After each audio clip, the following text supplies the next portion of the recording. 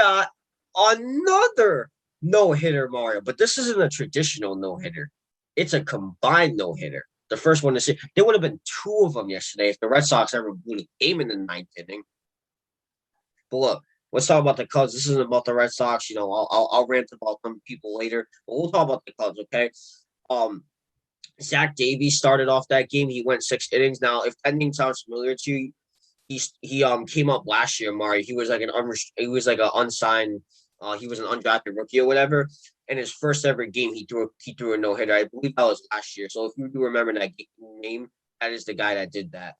And after that, Mario, Ryan Tepera came in to relieve him, and then Andrew Chafin came in to relieve Tepera, and then Craig Kimbrel closed out the game to complete the combined no hitter against the Los Angeles Dodgers. The Cubs won this game 4-0. And yeah, Mario, it may not be traditional. It may not be a traditional no hitter, but it's still cool to see. This is the seventh no hitter this year, the seventh one. It's just gonna go up, Mario. It's the most ever before July 1st, and tied for the most since 1990, which is the season that began the modern era. So I'll let you start off with this first, Mario. But before I do, this article was written by Jesse Rogers. So your thoughts on the seventh no hitter in MLB this year? Right. Well, first of all, congratulations to the Chicago Cubs. Yeah, Nate, obviously, like we said, this is a very entertaining year for pitchers. And the reason why it's a very entertaining year is because we've seen so many no-hitters before. And it's been a little bit of time since we talked about it, because I remember there was a time where we just kept on talking about no-hitters like every single day. So time has passed since the last no-hitter.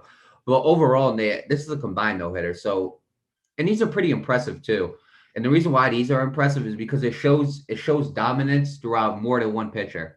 So obviously, like one pitcher is having a dominant game, they're having a good game, and they'll end up throwing a no hitter. But when you have four different pitchers throwing a no hitter and nobody can hit off them, it's either the offense is doing terrible that day, or it's either the pitching is just absolutely outstanding that day. So credit to the pitching staff because that night they did a very, very great job. Now, again, to all the pitchers that pitched last night, again, congratulations to you guys. And there is a quote right here from Andrew Chafin. He said, and I quote, he said the whole bullpen had no idea. It was completely oblivious. And our defense from the bullpen, our perspective on the field, we can see is like batting averages and the count and stuff like that. And they said the hard part is taking out a guy that hasn't given up a hit. I didn't see him going 9 for sure. And then obviously, Ryan Tepera ended up pitching a clean 7th inning before Chafin did the same in the 8th, and then Kimbrel ended up finishing it up. But overall, Nate, I find that pretty interesting, Nate, the fact that they didn't realize there was a no-hitter. I find that pretty interesting, okay?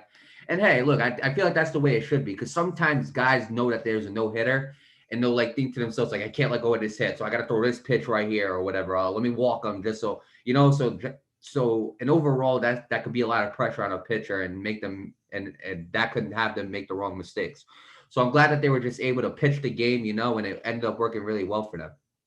But you know what, Nate? Obviously, with that being said, again, I got to give the Cubs, again, a lot of credit from the defense to the pitchers to, again, to the manager, and I always get the Rosses mixed up. David Ross. David Ross. I get him mixed up with Cody Ross a lot because I got the same last name. But David, again, credit to David Ross, the pitching staff, and everybody like that. And again, congratulations to the Chicago Cubs on having how many no hitters this year? 7. If you want to count the Mag Bomb no hitter, it's 8, but in MLB standards, it's 7. Yeah. All right. So this is a 7 no hitter this year. And honestly, Nate, I'm gonna be honest. I think they're gonna break the record. Not just in 1990, but like overall, I think they're gonna break the record for the most no hitters this year, without a doubt. This is the year of the pitchers, and a lot of it.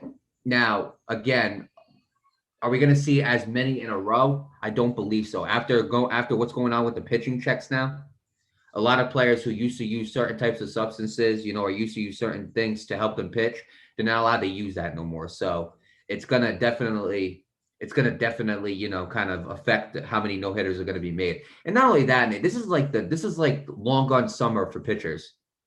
Because if you remember the long gone summer and how many guys were hitting home runs, and it was a very exciting year for hitters, there was also a lot of those guys were on steroids. That's just the fact. this year it's pretty funny because these pitchers, a lot of them are great pitchers, pitching no hitters, but a lot of them use substances. Simple as that. Now they can't. So now it's going to be a lot hard. It's now when we're not going to see, I don't think, as many consistent no hitters, but I still think we're going to see a lot of them because there are talented pitchers in this league. But with that being said, to the Chicago Cubs, again, congratulations on recording the 7th no hitter of the year. And I wish them the best of luck. Right, I'll take it from here. Congratulations to the Cubs. One thing that I forgot to mention, they walked 8 batters in this no hitter, which is the most walks in a no hitter since Edwin Jackson, who played for the Diamondbacks, walked 8 in his 149 pitch no hitter against the Rays in 2010, which to this day to me is still the weirdest no hitter ever. But anyway, not taking anything away from it, but it was just such an odd no hitter. Anyway, yeah, the Cubs did a good job, and overall, Mario, as of right now, the Cubs are surprising me. They're doing a good job this year. And a lot of teams that we talked about, the Red Sox are a team we're kind of in the same boot as the Cubs, where like we just didn't know what they were doing. We didn't know exactly what they were trying to figure out. Right. But they're still on top of their game. They're still one of the top tier teams in the league. And all these teams that we thought weren't going to be as great as we thought were going to be good. And the Cubs are doing a really good job this year. They're first in the Central right now. But pretty much this year, it's been between them and the Brewers. They've been fighting for that spot. Right now, they're tied for first with the Brewers. So it's been like that for a while now. But going back to what you said about the pitchers, Mario, I get why they're doing it. But here's my problem with it, okay? I look back a couple of years ago, okay, when some pitchers were saying the balls were juiced or whatever. Now, I don't know how true that is because the MLB denied it. But here's the thing, okay? With all these no-hitters, and they're checking all the pitchers, what I have a problem with is just a couple of years ago, there were a total of 6,000 home runs hit. Where's the investigation there? So a lot of those guys were probably on steroids. A lot of those guys probably had cork bats. But there's no investigation? No, I get it. I understand there are a lot of pitchers that use illegal substances. I understand that. How many batters use drugs? How many batters use cork bats? Am I getting to something here? I know this is about the Cubs, but I figured I'd just mention that because that's something I didn't really mention in the other video. But there you go. That's how I feel. But right. Well, I think in the batter situation, there's not really like 6,000 home runs. It's a great like number, but it's not like it's tough. It's tougher to analyze whether or not the person is cheating or not. Right. There's no suspicion with the pitchers. There was suspicion. Okay. Yeah. Right. You can actually see the substance or feel it. Yeah. Some pitchers were acting super shady, so they ended up doing this with the substances. With the batters, there wasn't really no like suspicion of like it was a great number, but like it wasn't like, hey, we start fighting. People were failing drug tests over and over again and everything like that. Right. But I just figured I'd mention that, but that's just me. You guys can have a different opinion. I'd like to hear what you guys think in the comments down below. But going back to the Cubs, they did a great job. And they show. And I'm going to be honest. I look at the Dodgers, Mario. They're coming off a sweep. I think they're on a 4-game losing streak. Let me just check for you guys real quick. They're on a 4-game losing streak because they just got swept by the Padres. So honestly, Mario, the Dodgers, even though they're in second place, they're not playing as good as we expected.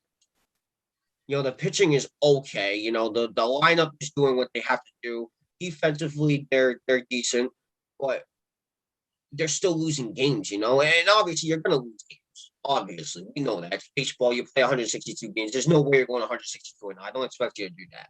But as the defending champions, I expect you to be better. I'll say it like that. But regardless, every team has their slump, and who knows? Maybe they'll come back and win a division. Right now, the Giants are leading the division somehow. Like again, that's another team that we didn't think was going to be good, but they somehow are. But hey.